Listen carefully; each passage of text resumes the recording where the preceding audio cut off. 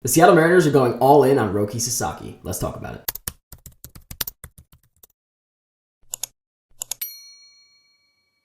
So the winter meetings have officially kicked off, and there has not been too much news in Mariners land, but there has been a few things that I definitely want to talk about. With the main one being the Seattle Mariners statement that they are going all in on the international superstar in Roki Sasaki. So Adam Jude had a debrief with Jerry Dipoto and Justin Hollander the other day, and this is what he had to say about it. He said they are not in the red zone on any transactions, might be a quiet week at the winter meetings, might view as second base and third base as fluid, looking for one addition between the two positions. The M's are all in on Roki Sasaki pursuit, and Dipoto reiterated that the M's' reluctantness to trade a starting pitcher. And also that the M's are willing to trade from deep farm system, but most clubs are looking for big league upgrades right now. So like I said, definitely not too much going on at the winter meetings for the Seattle Mariners, but there was a big article that came out yesterday. Adam Jude from the Seattle Times did write this article as well and titled it, Ichiro expected to play a role in Mariners recruitment of Roki Sasaki. So I just want to break down a little bit on what he said in this article, as well as my personal opinion on some of the things he is saying. So this article pretty much gave us a little bit of insight on the type of person Roki Sasaki is, as well as what he might be looking for coming over to the States. So Sasaki's agent said that he is very open to discussing with most MLB teams, and he does think there's an argument to be made for a smaller / mid-market team that might be more beneficial for him as a soft landing, as he put it,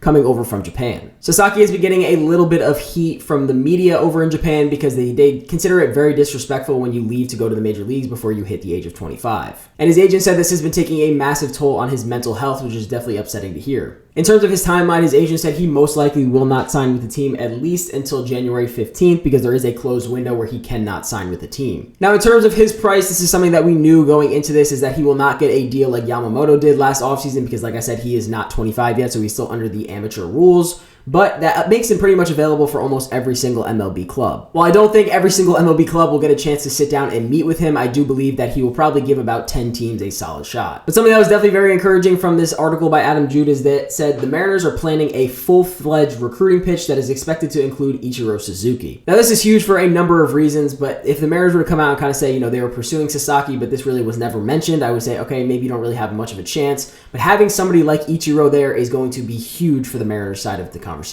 Jerry Dipoto definitely believes that the Seattle Mariners have a very solid shot at getting Sasaki this offseason and hopes that, you know, the way they develop pitchers is going to be very huge for him and very enticing to come to Seattle for. It also said in the article, which is definitely very interesting, was the Mariners have been doing their background research on Sasaki for months, if not years. So basically, because of this, Dipoto said he feels very comfortable and they feel like they are very ready to have their pitch for Sasaki. But one thing that's a little bit of a toss-up is essentially the Mariners have to kind of earn their way into making a pitch. It said in the article that ultimately, the teams are going to get invited to make an in-person presentation, but this list of teams is not known yet. And obviously, throughout the MLB world, the Los Angeles Dodgers and San Diego Padres are very heavy favorites in this discussion, but like I said, those are pretty big markets. And while Seattle definitely is not a small market, it definitely could be a solid starting spot for him to come over and get comfortable in Major League Baseball. Now, one thing I definitely thought was interesting in this article is that it did talk a little bit about what his agent had said about Sasaki's personality. His agent said he is very quiet, he has a very dry sense of humor, he's witty, he's not verbose. So this, to me, is very intriguing because I do not see Ichiro Suzuki as somebody who, you know, who's super out there and super talkative and whatnot. He seems very to himself and just likes to do what he likes to do. So to me, I think the two personalities can really click if they were to meet up in Seattle during this pitch, and I think that Ichiro can make a solid case for the Seattle Mariners. But moving away from that article a little bit and kind of discussing about if you were to come over to Seattle, what would that kind of look like? So one thing to keep in mind is in the MPB, which is the league that Sasaki has played in for his entire professional career,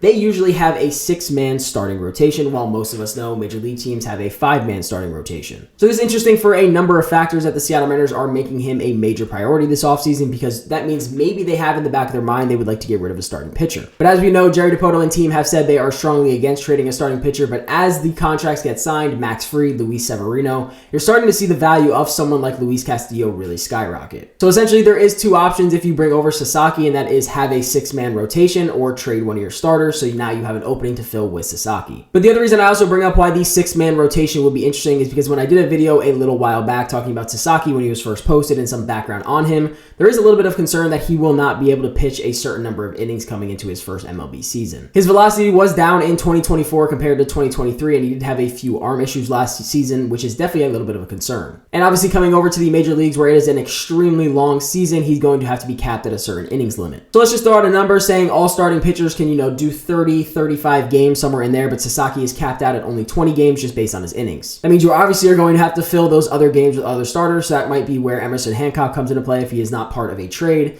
But essentially, that is something you have to take into consideration, is that he will probably not be able to pitch you 30 games this season. But unfortunately, with this, I think this offseason is going to be very much a waiting game from the Seattle Mariners standpoint, because I don't think they're going to get rid of a starting pitcher in someone probably like Luis Castillo is most likely to get traded out of anyone. I think they're going to have to wait to see really how the Sasaki conversation goes and see if they really have a solid chance at landing him. Because if you do get rid of Luis Castillo now, you're going to have a massive hole that you need to fill. And let's say all things go bad with Sasaki and you don't end up getting him, that means you have a massive hole. But that being said, I do believe that the Seattle Mariners have a very solid shot, and I do believe they consider, maybe doing a six-man. I'm not a huge fan of the six-man rotation because it takes, a decent amount of games away from guys that I want to see pitch. I want to see Logan Gilbert pitch every single start. And obviously that goes for most of our starting five. I want to see them get as many starts as humanly possible. But also, that being said, Sasaki is definitely going to be a stud at the major league level. The only thing that scares me a little bit is the health concerns and how many innings he will probably be able to get to pitch in 2025 in the first place. But again, I'm willing to take that shot, so I like that the Seattle Mariners are really going all in on him. But please let me know what you guys think about the Sasaki news. This is definitely pretty big because, the Mariners aren't usually ones to go after some big names, but they are willing to take a shot on Sasaki and believe they have a very solid shot. So otherwise, I hope you guys did enjoy the video, and I'll see you guys in the next one. Peace out.